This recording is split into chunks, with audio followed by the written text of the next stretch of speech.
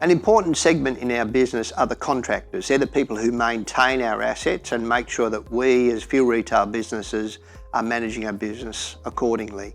So that's about efficiently and economically looking after the assets that we've actually got, maintaining those, upgrading them, calibrating the pumps in terms of measurement.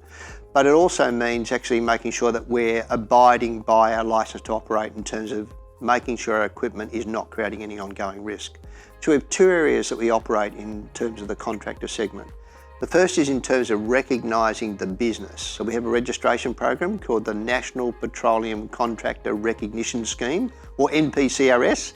And one of the things you learn about industry, we've got these 5 and 6 letter acronyms that get very complicated, but it's effectively a case, it's a register of those businesses that are duly qualified to deliver services to support the businesses. Now the second element we work with though is a duly qualified person. So this steps away from the business to the individual.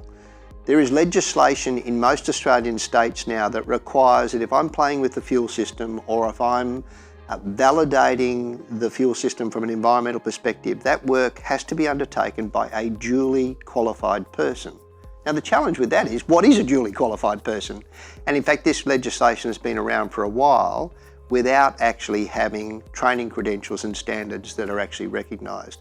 We've been part of a process over the last 3 years to actually put that in place. We've been consulting with the industry. There have been a number of players in the industry who have done a brilliant job in working with us so we can better understand how to introduce that. We've secured government funding and we recently, about 14 months ago, actually got national training credentials up in that space. And that's a program that we're now delivering to actually recognise people who are duly qualified to be able to deliver the services in accordance with the legislation that operates in most Australian states and territories.